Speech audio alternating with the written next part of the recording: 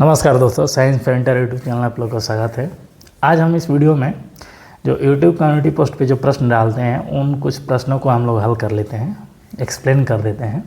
ये जितने भी प्रश्न हैं वो एलपी या ग्रुप डी या रेलवे के जो प्रीवियस एग्ज़ाम हुए हैं उसमें आए हुए प्रश्न होते हैं, जो कि हूबहू जो अभी एग्ज़ाम चल रहा है उसमें मिल जा रहे हैं या उसी से संबंधित प्रश्न मिल जा रहे हैं। पैटर्न तो लगभग वही है, सिलेबस भी वही, तो जाहिर सी बात है कि ज़्यादातर रिपीटेड ही प्रश्न आते हैं। लेकिन थोड़ा सा रेलवे का ट्रेंड जो प्रश्न पूछने का है वो चेंज होता जा रहा है।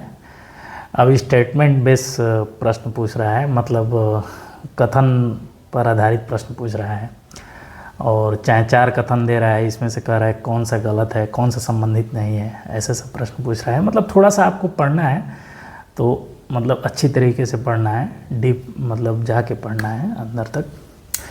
तो उन प्रश्नों को हल करने से पहले हम एक आपसे हम्बल रिक्वेस्ट करते हैं कि जो मैं प्रश्न डालता हूँ, देखते हैं कि डेली 2-3 हज़ार लोग उसको लगभग टिक करते हैं, जो प्रश्न को हल करते हैं, मेरे चैनल पे आते हैं और उस प्रश्न को टिक करके चले जाते हैं।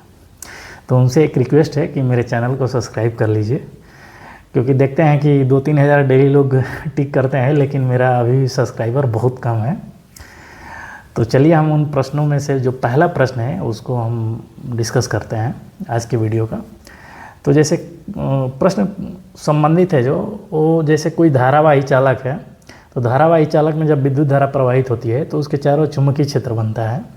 उस चुंबकीय क्षेत्र का पैटर्न किसके द्वारा निर्धारित होता है, मतलब वो किस आकार का चुंबकीय क्षेत्र बनेगा, मतलब चुंबकीय रेखाएं बनेंगी, वो किसके द्वारा निर्धारित होता है। तो इसका होगा शेप ऑफ कंडक्टर, संवाहक का आकार, जो ये इस ऑप्शन मतलब जो ऑप्शन दिया गया है इसमें शायद तीसरा ऑप्शन है, इसका इंग्लिश ऑप्शन में थोड़ा सा मिस्टेक हो गया है, शेप ऑफ वाटर लिख दिए हैं, जो कि शेप ऑफ कंडक्टर होगा। तो कैसे निर्धारित होता है, जैसे मान लीजिए कोई चालक तार सीधा है, एकदम बिल्कुल सीधा है, ऐसे स्ट्रेट है, चाहे ऐसे स्ट्रेट है, तो चुंबकीय क्षेत्र रेखाओं का जो पैटर्न होगा ऐसे मतलब वृत्ताकार होगा इसके चारों ओर। अब इसकी दिशा जानते ही हैं, मैक्सवेल के राइट हैंड थंब रूल के द्वारा निकाला जाता है। मतलब किसी चालक को ऐसे पकड़े हैं कि अंगूठा जो है धारा की दिशा को प्रदर्शित करे, तो अंगुलियां मतलब चुंबकीय बल रेखाओं को प्रदर्शित करेंगी। यही मैक्सवेल का राइट हैंड थंब रूल होता है। अब जैसे मान लीजिए कोई चालक है, उसको अगर हम वृत्ताकार आकार में ऐसे मोड़ दिए, तो जो चुंबकीय रेखाओं का जो होगा, मतलब चालक के पास जैसे मुड़ा है तो ऐसे यहाँ पे ऐसे रहेगा, मतलब वृत्ताकार ही रहेगा, लेकिन वो वृत्त धीरे धीरे बड़ा होते होते जैसे ही केंद्र में पहुँचेगा तो एक सीधी रेखा, मतलब वो चुंबकीय बल रेखाएं जो हैं, चुंबकीय क्षेत्र की रेखाएं जो है एकदम बिल्कुल सीधी रेखा हो जाएंगी अगर वृत्ताकार लूप बना दिया अगर किसी कंडक्टर को। तो अब मान लीजिए किसी चालक को हम सोलेनॉइड में परिवर्तित कर दिए, स्प्रिंग की तरह मोड़ दिए, तो उसका जो चुंबकीय क्षेत्र की रेखाओं का जो पैटर्न होगा, वो जो बार मैग्नेट होता है उसका जो पैटर्न होता है चुंबकीय क्षेत्र रेखाओं का, वैसा ही पैटर्न होगा उसका। मतलब एक ध्रुव से निकलती हैं और दूसरी ध्रुव पर जाके समाहित हो जाती हैं और फिर अंदर ही अंदर फिर दूसरे ध्रुव तक आ जाती है। मतलब ये समझने के लिए कहा जाता है, मतलब चुंबकीय बल रेखाएं जो होती है वो बंद लूप का निर्माण करती हैं, कहने का मतलब ये है। तो मतलब जो इस प्रश्न का जो सही आंसर होगा, शेप ऑफ कंडक्टर, मतलब चुंबकीय बल रेखाओं का जो पैटर्न है वो चालक के आकार द्वारा निर्धारित होता है। अब इसी से संबंधित परिनालिका पढ़े ही होंगे कि उसका जो अक्ष होता है उसमें चुंबकीय रेखाओं का जो सीधा हो जाता है। ये सारी इतना मतलब इस प्रश्न में मतलब जब पढ़ेंगे तो हम इसको डिस्कस कर लेंगे बाद में कभी। अब हम आ जाते हैं इस वीडियो के दूसरे प्रश्न पे। जो दूसरा प्रश्न है, जैसे हानिका जो मेटाबॉलिज्म एक्टिविटी होती है, जो उपापचयी क्रियाओं के बाद हमारे शरीर से जो अपशिष्ट बनता है उसको किस प्रक्रिया द्वारा मतलब हमारे शरीर से बाहर निकाला जाता है, तो उत्सर्जन प्रक्रिया द्वारा। जानते हैं कि जो प्रोटीन का उपापचयी क्रिया होता है, मतलब पाचन होता है, तो नाइट्रोजनस सब्सटेंस मतलब बनता है, नाइट्रोजनियस सब्सटेंस बनता है, जो कि बहुत विषैला होता है, जो हमारे शरीर के लिए घातक होता है। अब उस नाइट्रोजनस सब्सटेंस से हमारे शरीर के लीवर में जो है यूरिया का निर्माण होता है, जिसको हम मतलब उत्सर्जन मतलब प्रक्रिया द्वारा पेशाब के माध्यम से, मतलब यूरिन के माध्यम से हम बाहर निकालते हैं। तो इस प्रश्न का जो सही ऑप्शन होगा उत्सर्जन, मतलब उत्सर्जन प्रक्रिया द्वारा हम अपने शरीर के हानिकारक वेस्ट को, उपापचयी वेस्ट को मतलब मेटाबॉलिज्म वेस्ट को बाहर निकालते हैं।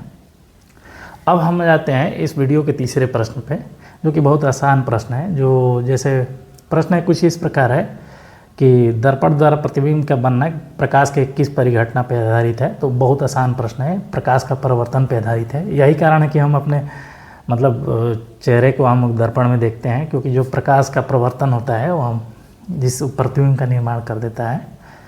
अब हम आ जाते हैं इस वीडियो के अगले प्रश्न पे। जो अगला प्रश्न है वो कोशिका के विभाजन से है। कोशिका का विभाजन मतलब जब कोई मैटरनल सेल विभाजन की प्रक्रिया द्वारा दो मतलब डॉटर सेल को निर्माण करती है, तो उसे हम कोशिका विभाजन कहते हैं। मतलब जब कोई मातृ कोशिका विभाजन प्रक्रिया द्वारा संतति कोशिका निर्माण करती है, तो उसे हम कोशिका विभाजन कहते हैं। ये दो प्रकार से होता है, समसूत्री विभाजन और जिसको हम लोग माइटोसिस कहते हैं, और एक अर्धसूत्री विभाजन होता है जिसको मियोसिस कहा जाता है।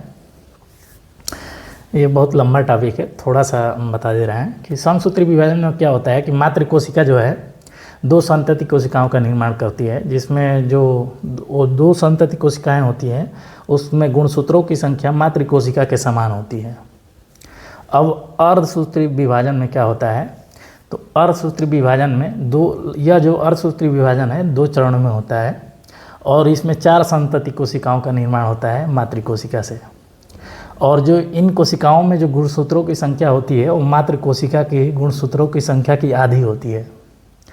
और यह जो कोशिका विभाजन होता है वो जनन कोशिकाओं में होता है, जननांगों की जनन कोशिकाओं में होता है, जैसे वृषण हो गया, अंडाशय हो गया, इस प्रकार के जर्म सेल में होता है इस प्रकार का विभाजन। तो इस प्रश्न का मतलब यह प्रश्न पूछा जो गया है कि किन कोशिकाओं में मतलब गुणसूत्रों की संख्या आधी रह जाती है, तो अर्धसूत्री विभाजन में इस प्रश्न का सही आंसर होगा। अब हम आ जाते हैं जिनका एग्ज़ाम टेक्नीशियन का मतलब 3 मार्च से शुरू होने वाला है। जो भी अभ्यर्थी हैं उनके लिए मेरा एक सजेशन है, मतलब सुझाव है। अभी तक जो भी मेरे पास रेलवे के जो भी एग्ज़ाम दे रहे हैं, जो भी अभ्यर्थी, चाहे कुछ और लोग मतलब दोस्त भी दे रहे हैं, जेई का जैसे एग्ज़ाम हुआ, तो उससे यही मतलब निष्कर्ष निकल रहा है कि मैथ जो है, मैथमेटिक्स जो है वो थोड़ा सा लेंदी आ रहा है। लेंदी का मतलब ये हुआ कि ऐसा कोई क्वेश्चन नहीं है जो आपको हवा नहीं लगेगा, सब क्वेश्चन हवा लगेगा। लेकिन कैलकुलेशन इतना लंबा है कि आप विद इन टाइम नहीं कर पाएंगे अगर आपका अच्छा से प्रैक्टिस नहीं हुआ है मैथमेटिक्स को। रीजनिंग में थोड़ा सा मॉडरेट लेवल का आ रहा है, थोड़ा सा कैलकुलेटिव आ रहा है, थोड़ा सा मतलब आपको दिमाग लगाना पड़ेगा, उतना टफ भी नहीं आ रहा है। साइंस का क्वेश्चन जो है, साइंस का क्वेश्चन थोड़ा सा मतलब लेवल बढ़ के आ रहा है कि जैसे डायरेक्ट पूछ दे रहा था कि जैसे मान लीजिए कोशिका का powerhouse of the cell 1-2 shift में पूछ दिया, लेकिन जैसे जैसे दिन मतलब बाद का जो भी शिफ्ट आ रहा है उसमें थोड़ा सा कठिन प्रश्न होते जा रहे हैं। जैसे स्टेटमेंट बेस्ड क्वेश्चन पूछ देना। जैसे एनिमल न्यूट्रिशन से जो जेई का एग्ज़ाम हुआ लगभग 19 और 20 में, लगभग हर शिफ्ट में 3 या 4 क्वेश्चन था। जैसे गाय को दूध बढ़ाने के लिए क्या क्या उपाय होता है उससे मतलब संबंधित प्रश्न था, गाय के नस्लों से प्रश्न था, और क्या खिलाना चाहिए गाय को, उनकी जो रहने की व्यवस्था होती है, ढलान क्यों बनाया जाता है, ऐसे सब प्रश्न था। ब्रोलर जो मुर्गा मुर्गी होते हैं, मतलब वाइल्ड जिसको हम लोग कहते हैं जो देसी से थोड़ा सा हटके होते हैं, शायद क्रैलर की ब्रॉयलर कहा जाता है, ब्रोलर, तो उनमें क्या खिलाना चाहिए ताकि ई और के विटामिन, मतलब ऐसे सब प्रश्न आ रहे हैं। थोड़ा सा न्यूट्रिशन चैप्टर को आप जो एनिमल न्यूट्रिशन है उसको मतलब अच्छा से थोड़ा सा पढ़ सकते हैं तो पढ़ के जाइएगा। मैथ को थोड़ा सा ज़्यादा प्रैक्टिस करके जाइएगा। मैथ से क्वेश्चन आ रहे हैं जो कि हो तो जाएंगे, लेकिन विद इन टाइम करने के लिए आपको प्रैक्टिस बहुत तगड़ा होना चाहिए। कैलकुलेटिव मैथ आ रहा है, रीजनिंग मॉडरेट लेवल का आ रहा है। साइंस को थोड़ा सा डीपली पढ़िए और एनिमल न्यूट्रिशन वाले चैप्टर को पढ़ के जाइए। जो भी जिनका भी एग्ज़ाम टेक्नीशियन का है, चाहे जिनका भी एग्ज़ाम आरआरबी जेई का 25 तारीख को है, वो भी इन सारी चीज़ों को ध्यान में रखते हुए पढ़ के जाएं। तो आज के लिए इस वीडियो में इतना ही, मिलते हैं फिर नेक्स्ट वीडियो में। अगर आपको मेरी वीडियो में जानकारी अच्छी लगती हो तो मेरे वीडियो को लाइक करें और मेरे चैनल को सब्सक्राइब करें। धन्यवाद।